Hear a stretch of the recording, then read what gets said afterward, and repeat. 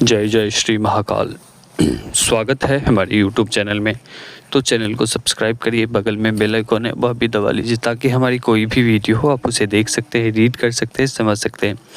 तो आज हम आप सभी को एक कर्ण पिशाचिनी की साधना हम बता रहे हैं। ठीक है, यह कर्ण पिशाचिनी की साधना मात्र 51 माला में सिद्ध हो जाएंगी। यह कर्ण पिशाचिनी, इस कर्ण पिशाचिनी को अप्रत्यक्ष रूप में भी साधना कर सकते हैं और प्रत्यक्ष रूप में भी इनके साधना कर सकते हैं। मात्र 51 माला में ही जो साधक प्रत्यक्ष रूप से वचन नहीं ले सकता है, प्रत्यक्ष रूप से साधक नहीं कर सकता है कर्ण पिशाचिनी की साधना, तो आप अप्रत्यक्ष रूप में उनकी सिद्धि कर सकते हो। ठीक है, इस मंत्र के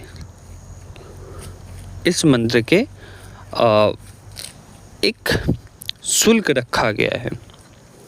ठीक है, एक शुल्क रखा गया है। जो भी व्यक्ति करना चाहता है वो लोग व्हाट्सएप के माध्यम से कर सकता है, जुड़कर कर सकता है।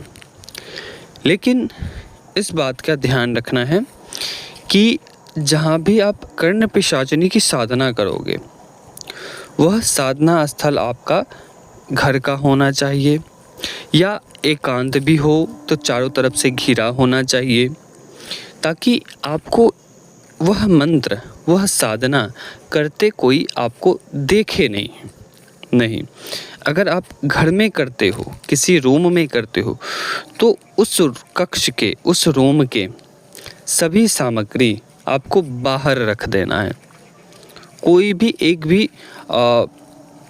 साधना के अलावा और कोई सामग्री उस घर में नहीं होना चाहिए। कोई कपड़ा, कोई बक्सा, कोई गोदरेज या किसी भी प्रकार का वस्तु नहीं होना चाहिए।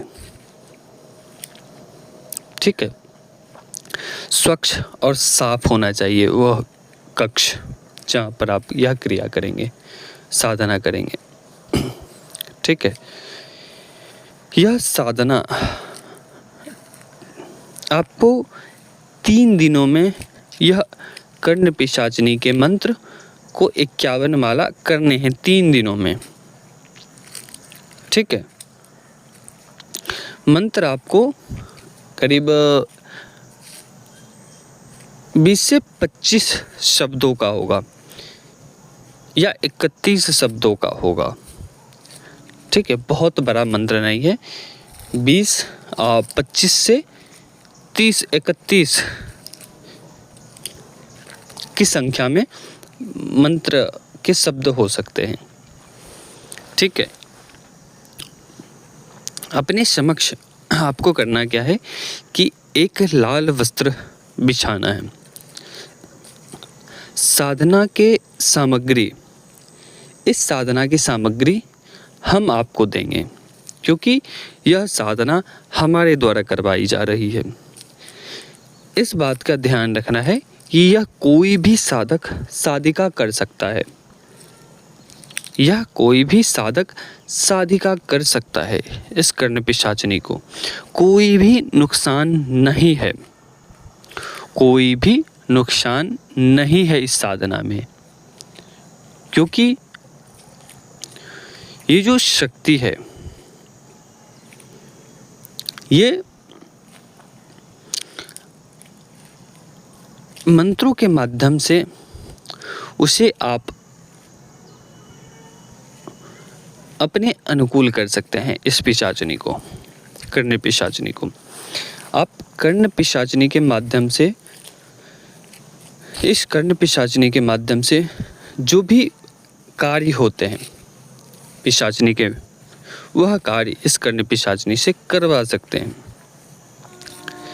लेकिन ध्यान रखना है इस बात का कि जब आप इसकी साधना करेंगे तो गुरु कुछ वचन लेते हैं, क्योंकि हम ये साधना करवा रहे हैं। ठीक है, वो आपको वचन आपको देना होगा, तो ही हम इस साधना को करवाएंगे। और इस साधना में बहुत अधिक समय नहीं लगता है, बहुत अधिक परिश्रम नहीं करने पड़ते हैं, बहुत अधिक कर्मकांड में नहीं जाना पड़ता है, बहुत अधिक सामग्री नहीं लगती है। ठीक है, तो ये ऐसी साधना है। और कर्ण पिशाचनी के प्रभाव आप देख सकते हो यूट्यूब के ऊपर, किसी भी वीडियो को खोलोगे कर्ण पिशाचनी के, उसके प्रभाव को देखोगे कि क्या क्या प्रभाव होते हैं। उन सभी प्रभावों को अपने अंदर समेटे हुए यह पिशाचनी है, कर्ण पिशाचनी है, जो मात्र 51 माला में यह सिद्ध होगी। ठीक है, तो जिनको भी इस कर्ण पिशाचनी की साधना करना चाहते हैं कर सकता है, और किसी भी प्रकार का संशय नहीं होना चाहिए आपके मन में कि वो नहीं कर सकता है, उसके लिए ये रिस्ट्रिक्शन होते हैं, हमारी फैमिली को परेशान करेगा। तो मैं बता दूं कि उन सभी को, किसी को भी इस पिशाचनी के माध्यम से, इस कर्ण पिशाचनी के माध्यम से कोई भी नुकसान नहीं होंगे। ठीक है, और दूसरी बात कि इसकी एक शुल्क रखी गई है, इस कर्ण पिशाचनी के शुल्क रखी गई, और इसके शक्तियों के बारे में आप YouTube पे पढ़ लेना, देख लेना कि कैसे इसके प्रभाव होते हैं, क्या क्या कर सकती है। ठीक है, तो चलिए अभी तक के लिए अनुमति दीजिए। जय श्री महाकाल, जय महाकाली, जय भैरव। और जिन लोगों को भी इस कर्ण पिशाचनी को सिद्धि करना है वो लोग व्हाट्सएप के माध्यम से जुड़े और इस कर्ण पिशाचनी की सिद्धि कर सकता है, प्रत्यक्ष रूप में भी और अप्रत्यक्ष रूप में भी। ठीक है, मेरा कहना होगा कि जो भी साधक कर्ण पिशाचनी की प्रत्यक्ष रूप से साधना नहीं करना चाहता है या नहीं कर सकता है किसी भी कारणवश, तो इस कर्ण पिशाचनी को आप अप्रत्यक्ष रूप में सिद्ध करें। ठीक है, चलो हम कैसे करनी है इस क्रिया को, इस साधना को कैसे करनी है वो हम बताते हैं। थोड़ा बहुत तो हमने बताया था। तो आपको एक आसन लेना है, लाल आसन, लाल वस्त्र होना चाहिए आपका, और अपने समक्ष लाल एक ऊंचा स्थान रखने हैं, एक चौकी रखना है, लाल बाजूट, उसके ऊपर लाल वस्त्र बिछाने हैं। उसके ऊपर आपको क्या सब चाहिए होंगे, आपको चाहिए होंगे एक दीपक, एक आपको चाहिए होंगे कोई भी जो हमारे द्वारा सामग्री होंगे वो आपको वहाँ पे रखना है मुख्य सामग्री में।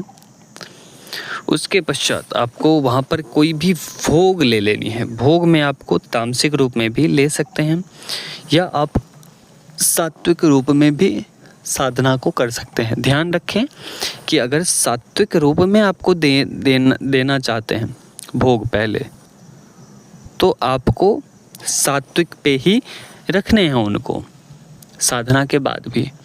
अगर आप तामसिक रूप में रखना चाहते हो उन्हें, तो तामसिक रूप में ही आपको आगे भी रखना है। जैसे मांस, मदिरा, ये सब आपको रखने हैं। पहले जो भी डालेंगे, जो भी भोग रखेंगे, उसी प्रकार के भोग उनके चलाने में भी प्रयोग कर सकते हैं। ठीक है, जैसे मांस आप एक बार दिए हैं, शराब दिए हैं, तो मांस भी चढ़ाना होगा, शराब भी चढ़ा सकते हैं, मछली भी डाल से रख सकते हैं। तो कोई भी उसे तामसिक वस्तुएं का भोग दे सकते हैं उन्हें। अगर सात्विक में देना है तो जैसे मिठाई रख सकते हैं, बाद में आप भोजन दे सकते हैं उन्हें, दाल चावल या जो भी भोजन का सामग्री है, पूड़ी सब्जी खीर वगैरह, ये सब मिठाई, ये सब आप दे सकते हैं। ठीक है, तो ये समझ लिया आपने।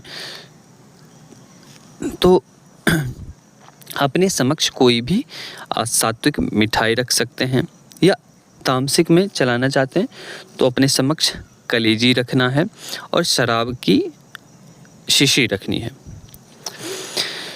ये हो गए आपको भोग की सामग्री।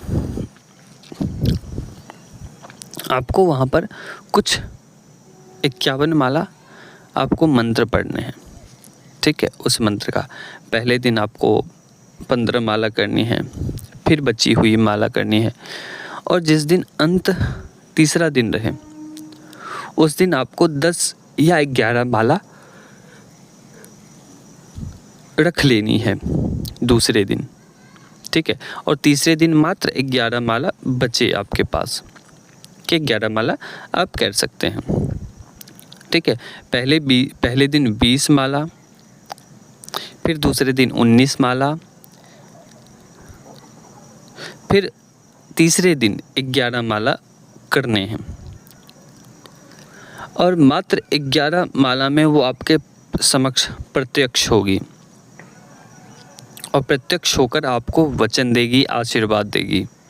यह पिशाचिनी, कर्ण पिशाचिनी, यह गुरु का शब्द है कि वो 101% वो वचन देगी ही देगी। इस बात का ध्यान रखें कि वो आपके कोई भी नुकसान नहीं करेंगी, ना आपको, ना आपके परिवार को, ना आपके, अगर साधना भी इस बीच में छूट जाती है, टूट जाती है, किसी भी कारण से नहीं कर पाते हैं, तो कोई भी परेशानी नहीं होगी, ठीक है।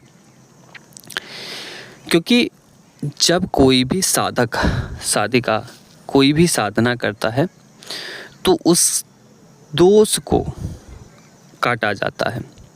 अगर बीच में साधना खंडित हो गई या साधना नहीं कर पाया साधक या किसी भी कारण से, तो उस साधक को उसके दोष को काटे जाते हैं गुरु के द्वारा, ठीक है।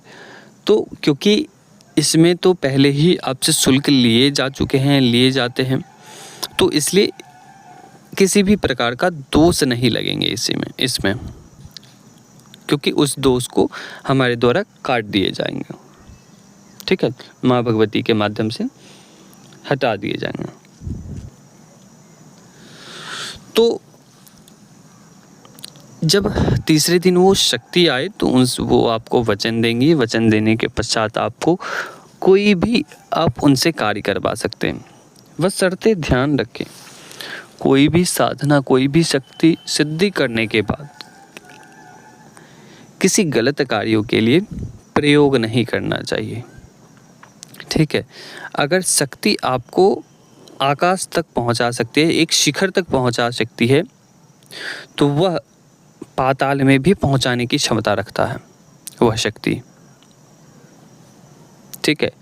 क्योंकि ये कोई छोटे मोटे पिशाचिनी नहीं है, ये कर्ण पिशाचिनी है, सभी पिशाचिनियों के देवी है, सभी पिशाचिनियों की एक बहुत ही ताकतवर शक्ति है। यह पिशाचिनी आपके कानों में आकर आपको बताएगी, आपके दृष्टि के माध्यम से आपको चिन्हित करवाएगी लोगों को। उसके भूत भविष्य वर्तमान तीनों कालों का आप पूरा चिट्ठा खोल कर रख दोगे, ठीक है। तो इस प्रकार की साधना है। मैंने आपको क्या बोले कि आप कभी भी आप जाओ यूट्यूब में और खोजो इसके प्रभाव क्या होते हैं कर्ण पिशाचिनी के। उन सभी प्रभावों को लेकर यह कर्ण पिशाचिनी चलेगी। तो चलिए अभी तक के लिए अनुमति दीजिए। जय श्री महाकाल, जय महाकाली, जय भैरव। माँ महाकाली आप सभी की कामना सिद्ध करे। और जो भी साधक साधिका है सभी से आग्रह है कि सभी लोग सब्सक्राइब कर लीजिए। इसी कामना के साथ हम आगे अभी तक के लिए अनुमति चाहते हैं। जय श्री महाकाल, जय महाकाली, जय भैरव।